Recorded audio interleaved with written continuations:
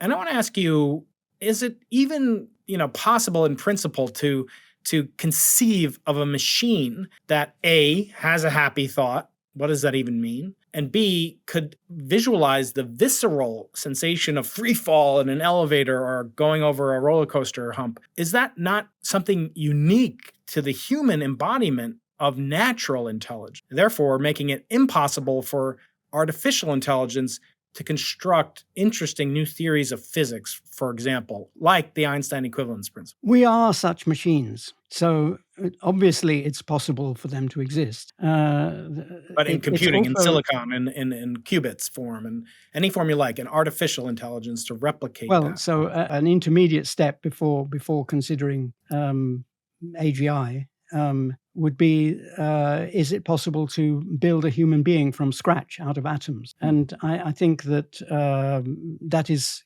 clearly not forbidden by any fundamental theory that we have. Obviously, we're nowhere near being able to do it. And then what is really operating to make the subjective sensation of falling and that kind of thing is not different between neurons and whatever your toy brain is made out of. If you could make the toy brain out of materials that did something analogous to the information processing in brains, then it would, I was about to say, it would say that it experienced that as well. But I think that it's obvious that it would experience it, because when we say that we do experience it, we're actually consulting our memory of experiencing it. We never experience what's actually happening in a particular instance. We only ever experience what has happened to us 1/5 of a second or more ago. And what's more, we are interpreting it. And all that is computations. And we know no machine can perform computations that are different from the ones that can be performed by a universal Turing machine, or, if you like, a universal quantum computer. Although I very much doubt that the quantum computations are necessary for human cognition. So the notion of embodiment, I talked to Noam Chomsky about this many years ago, but he seemed to think it was critical to have an embodied, and again, that's not impossible. So therefore it must at some point be explored and a proper question. But in the near term, do you think it's more likely we could get a Turing test that's based on a new law of physics, not or some new discovery, or even an old law of physics that's finally understood and more predictive and more explanatory, but only on the basis that it's embodied in some sense? In other words, what part of what you do as a theoretical physicist is only made possible, enabled by your physical embodiment? Well, my physical embodiment in my brain. So the way I look at it is that I am a computer program. In other words, I'm an abstraction. I am not the brain. The brain is just the hardware on which I am running, but I am software. So I am therefore embodied in the brain. If I were embodied in something else with the same computing power, then I would be embodied in that. If it didn't have the rest of the body, like the arms and legs and so on, then that would be equivalent to being in a sensory deprivation tank. But a person in a sensory deprivation tank is still exactly as much of a person as when they're outside. And, if you lose a limb, you don't say, I'm less of a person now. Or, you might say that, but you'd be saying that metaphorically. You're not less entitled to the vote or less entitled to human rights if you lose an arm. And I think the same is true of the brain. That is, what counts in the brain is the running program. That's what is conscious. That's what has feelings. And that's what is embodied. When you talk about something being embodied, I am embodied in the brain, mostly. It's also, the rest of the body also plays some role with chemicals and so on. But that's, again, all just information processing. And the brain is the most important because it's the only one in which error correction occurs. I want to ask a hardware-related question. You mentioned software, but I can't resist as an experimentalist mentioning hardware. And that's this phenomenon known as lock-in. One of my favorite examples is the Hubble Deep Field could have been a lot deeper, and we could have learned a lot of the things that took until the James Webb Telescope at much greater distance from the Earth at the L2 Lagrange point, 1,000,000 miles from Earth, as opposed to 630 miles above the Earth. And that was set by the width of a horse's rear end. And I don't know if you know this story, David. Have you ever heard this? Okay. So this is at least partially true. But the space shuttle was launched using solid rocket boosters. Those solid rocket boosters were made in Utah in the western United States. And the space shuttle was launched from Cape Canaveral in Florida. So they had to traverse from Utah to Florida, which is 2,000 kilometers plus, something like that. And on their way, they had to go through at least, 7 different tunnels in train tunnels. And those train tunnels are a certain width. They're set by the width of the gauge of the railroad. And 2 of those tracks side by side is what determines the maximum width of something that can go through such a tunnel. Well, now we go back another step and, what sets the width of the railroad gauge? Well, that was set by the width of horses that used to pull a standard gauge chariot going back to the Roman Empire. So two horses were used to pull chariots, and that's the actual width. It's something like 2.3 meters or something like that. And that's the width of a railroad track, which is now half the width of the tunnel that the booster had to go through. And the altitude the booster gets to is proportional to its area, specific impulse. Its jerk, if you will, is determining what altitude it got to. And that caused us the Hubble Space Telescope, launched by the space shuttle, to get to an altitude of about 400 to 600 kilometers or something like that. And that meant it went through the atmosphere and experienced something called the South Atlantic anomaly. And it also had day-night cycles every 90 minutes, which is bad for the thermal regulation of the camera. At any rate, David, the point I'm getting to is that no one would have thought that the Hubble Deep Field image of a galaxy would not have been as good because of the width of a horse's butt was too small. If it had only been bigger, we would have had high, But I want to turn that type of thinking into a question about AI, because we talk a lot about AI. Again, you predicted immensely presciently in this book from 14 years ago. Many of the things we're just now seeing, and anticipated some things we haven't yet seen, but I'm wondering if we'll ever will see them because of lock-in. In other words, the LLMs that you and I use every day are based on GPUs married to LLMs. And those GPUs were designed such that my kids could play Minecraft a little bit faster than their neighbor and kill him, before he kills my kid in the game. They weren't designed for this. They happen to be exceptionally well suited to matrix multiplication, inversion, and other things, right? So I'm wondering, did that lock us in to a finite ceiling on what computers can ultimately do because of the trillions of dollars that are going into GPU plus LLM, and not into alternative modes of artificial intelligence that could be actually useful for physics and determining new laws of physics, etc.? Hey everybody, I'm usually the one that asks my guests to judge their books by their covers, but today I'm asking myself to judge my own book by its cover. My newest book, Focus Like a Nobel Prize Winner, is chock full of advice, life tips, and focus and productivity tips from 9 of the world's greatest minds, Nobel laureates ranging from economics to peace to physics, of course. It launches September 9th, which is also my birthday. I hope you'll check it out. And my publisher's gotten Amazon to run a special just for listeners of the Into the Impossible podcast. You can get the Kindle edition for only 99 cents. That's less than a new pocket protector. So go to Amazon and get the Kindle copy today, because this special only lasts for the first week after launch. What do you think about that, Art? I think that sort of thing is bound to be ubiquitous, and it's bound to slow things down compared with not having that thing. But it cannot impose a bound. So it can make things happen later than they otherwise would, but it can't stop things happening. For example, with your horse's rockets, if that horse's butt thing were really the impediment to space travel, then by now, it would have prevented the Hubble Space Telescope from being better, and you could imagine a scenario where it prevented all sorts of other things. But by now, if there was a factory in one part of the US and you needed to get the rocket to the other part, then Elon Musk would make a reusable rocket into which you could put that rocket and would transfer it that way. Would simply take off in one place and land in another. And then the problem would be solved, except probably it would be expensive. But then the problem of expenses also solved in the long run by creativity. One thing I've wanted to ask you for 12 years or so is what I call the unreasonable effectiveness of the square root in physics. And that's, if you look at the Poisson bracket in classical mechanics, you get a commutation relation and it happens to vanish. But then if you add the square root of -1, now all of a sudden it doesn't vanish and you get this very interesting and rich behavior. Likewise, if you add the square root in a certain sense to a group called SU3, you get rotations in SO2.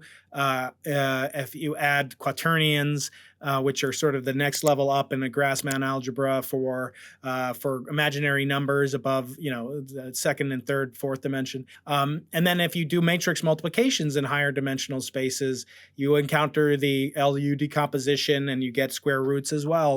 What do you make of the square root?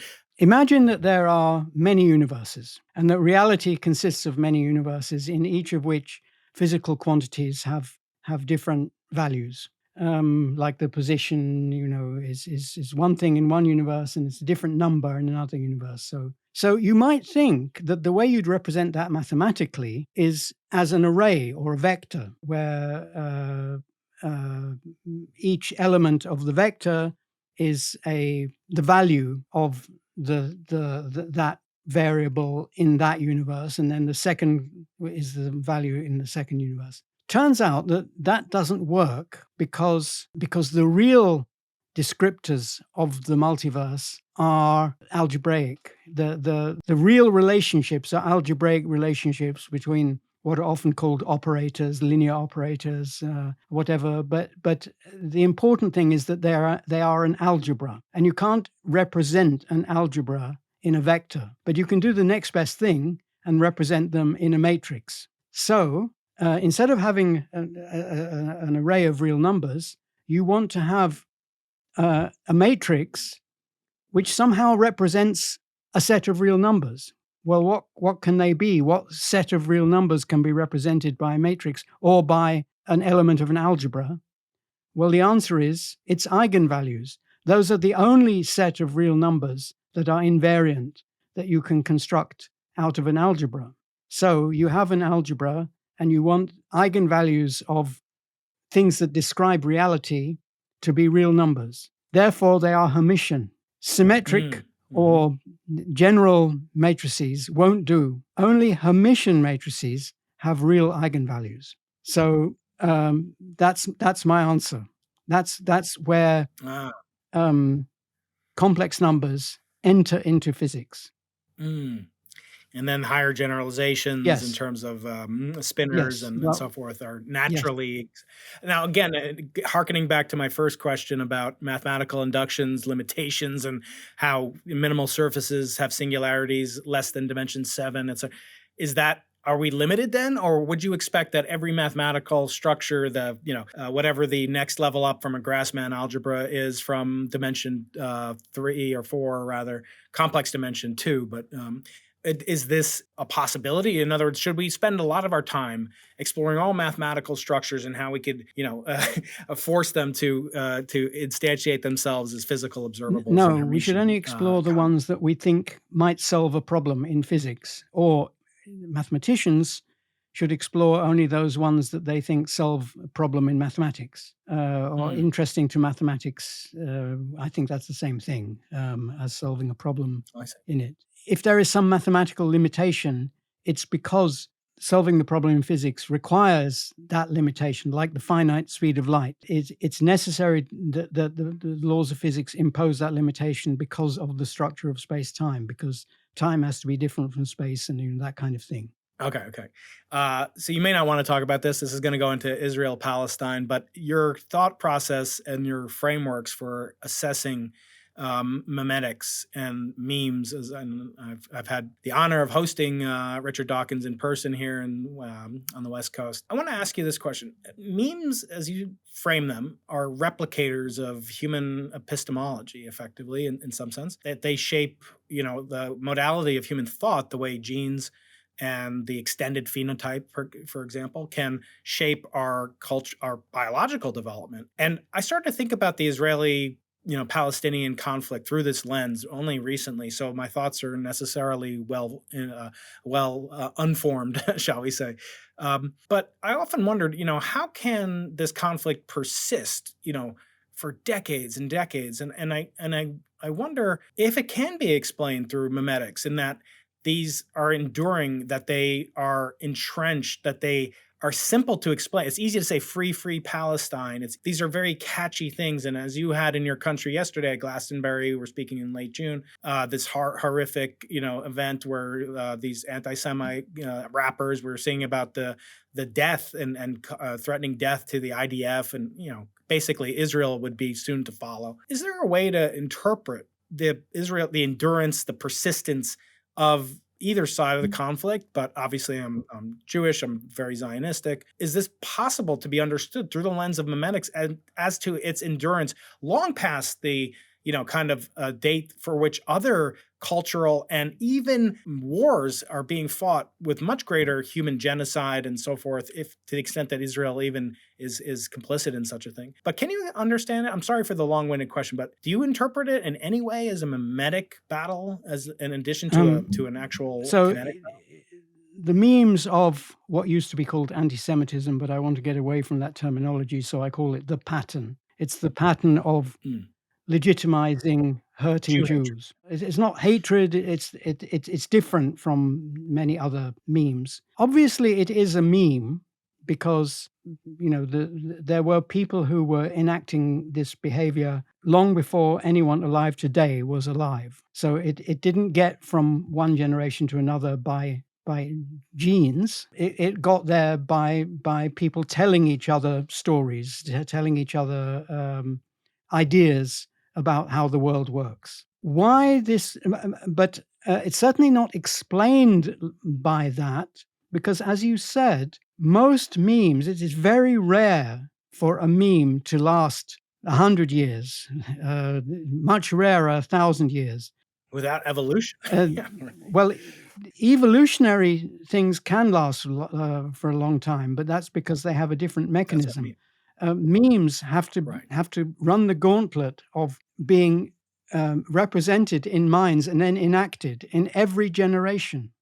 Genes can survive for generations without ever being enacted. But I have genes to heal broken bones, and I may never have a broken bone in my life, but I could still pass it on to the next generation. Memes aren't like that. They have to be enacted, and they have to be enacted faithfully in every generation, so long as they last. Why this particular meme?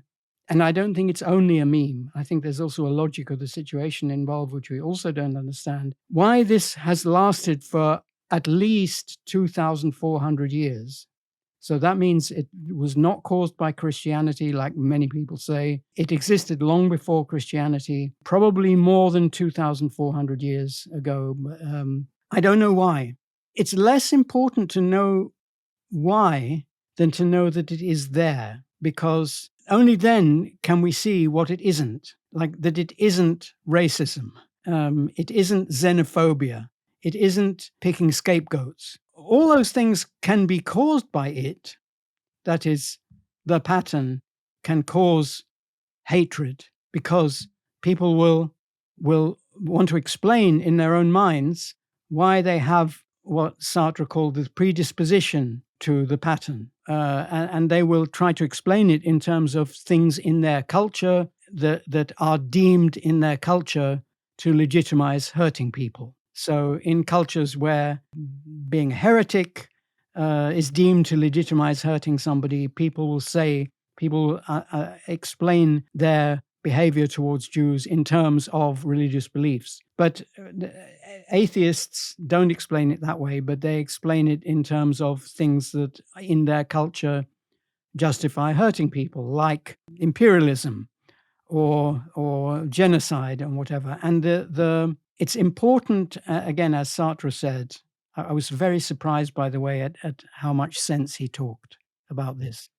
Very surprised. The impulse comes first, and the explanation for why they purport, how they're purporting to justify it or why they believe it comes second. And a lot of the justifications just don't make sense in their own right.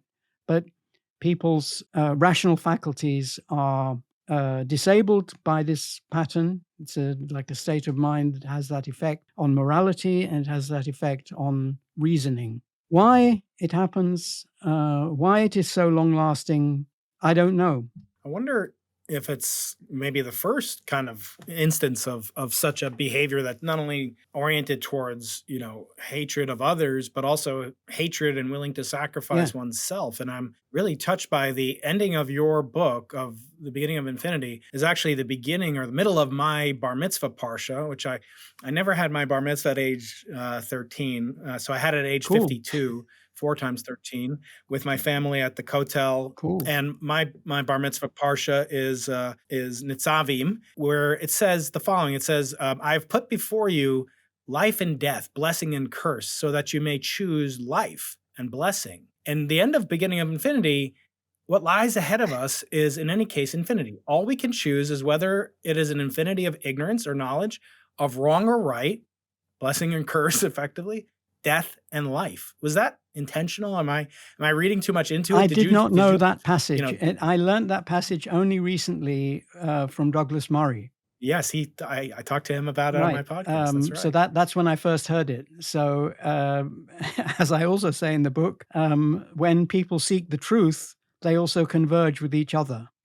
That's right, because there is only one physical truth and one physical world to describe. But I wonder, the reason I bring that up is because when I read the bar mitzvah parsha, throughout my life, or when I should have done it, I thought, well, this is kind of foolish and superfluous. Surely there are no people who choose death and choose curse. And yet I read that bar mitzvah portion at the Kotel on September 7th, 2023, a month before October 7th. And I was there with my family, and I just thought, I'm hopeful, etc. This is a new day, and nothing could be further from the truth.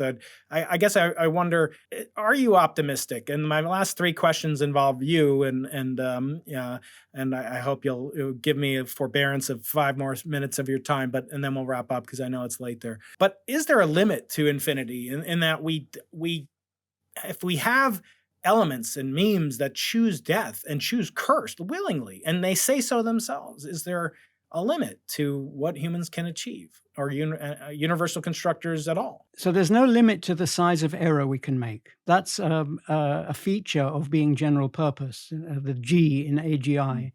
We are GIs, not AGIs, but the G is there. And that means not only is the future potentially unlimited, there's also no limit to the size of mistake we can make, including destroying ourselves. There's no limit to the size of mistake an individual can make. And it very often happens that people make a mistake of valuing something above their own lives. Sometimes they're right. Sometimes they're wrong. More often they're wrong. So I don't think there's any upper bound, but there's also no lower bound. Very good. Okay, the last 2 questions come from Sir Arthur C. Clarke, your late countryman, who actually, I don't know, did you know that he is responsible for the word podcast that we're enjoying right now? I thought it was more recent. You'll know the movie 2001: A Space Odyssey, obviously. Open the pod bay doors, Hal. So when the first iPod was made, it had this white shape and it had this circle like the eye of Dave, and the pod bay was the repository of protection and knowledge for the astronauts. And the engineer who created the iPod in 2001 told Steve Jobs that, his favorite name for it was the iPod, after the pod in 2001: A Space Odyssey. So it comes from Sir Arthur C. Clarke, and Steve Jobs accepted that name.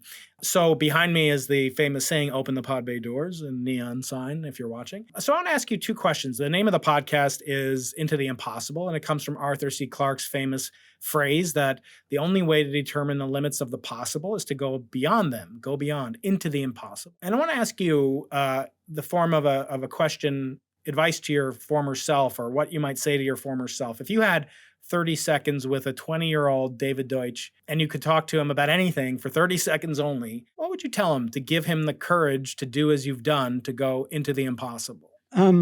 I think that philosophical advice like that is almost impossible to follow. So I would want to give him some factual knowledge, such as think about the fact that interference processes could be used to perform computations. That sort of opens a massive door to understanding not just quantum computers, but all sorts of things about physics. Feynman, when asked this question, he was asked, what would you tell primitive people? He said that matter is made of atoms. But Right. I already knew that when I was 20. So, That's so there's this other thing I could say. That's great. Yeah, he said that what contains the most knowledge in the least amount of characters or words. Yeah, I would say that the cosmic microwave background has a power spectrum that you could describe with 2,500 numbers, and that includes quantum mechanics within it because the physics of the Cool. hydrogen atom. But this is not my podcast. So the next question is kind of maybe an offshoot of one of Sir Arthur's other phrases. He was quite quotable. He said, for every expert, there's an equal and opposite expert. I like to drop that on my department chair every now and then. But the final question is one where he said the following. He said, for any older scientist that says something is possible, he or she presumably is very much likely to be correct when they say something's possible. But when they say something is impossible, they are much more likely to be wrong. And so I want to ask you, what have you been wrong about? What have you changed your mind about? What would you like a mulligan on? What, if anything, what have you most found in at odds with your former way of thinking? So I think my former way of thinking, sort of worldview or epistemology, I think I didn't understand. Again, when I was 20, I didn't understand the importance of explanation. I needed to understand that more. I would have been flabbergasted if told that the pattern exists. I would have resisted that, and I would have been wrong. I think the main things I've actually been wrong about are more prosaic. When I first encountered Everettian quantum theory, I thought it needed an extra structure, which I called the interpretation basis. Other people had the same idea. They didn't call it that. And it took a long time before actually some philosophers, notably Harvey Brown, Sarah Foster, Michael Lockwood, persuaded me that not only is this not needed, it is a mistaken theory of the multiverse. And it has all the problems of that you were mentioning earlier about things like splitting and how fast did it happen, and what is a universe and what else is there in the multiverse apart from universes and so on. Those are all caused by that kind of thinking.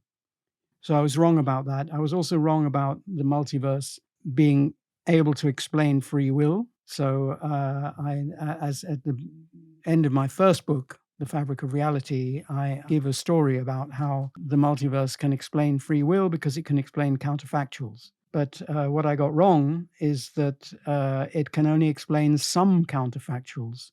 But to explain free will, we need to explain all counterfactuals, including counterfactuals of the form, if quantum theory weren't true, then this would happen. Or if this theory that some crank has invented were true, then this would go wrong.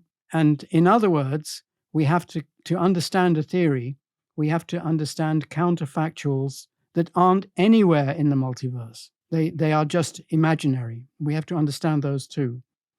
And since then, I've come to think of free will in terms of creating knowledge. So we have free will if we can bring something objectively new into the universe. Will computers have free will? It's not AI computers, it's computer programs. programs. Sure, that's what Computer programs will have free will when the problem of AGI is solved. Of course, if we destroy ourselves before we solve that, then they won't. But I expect that we won't destroy ourselves, and I expect that the problem of AGI will be solved, and the resulting programs will have free will.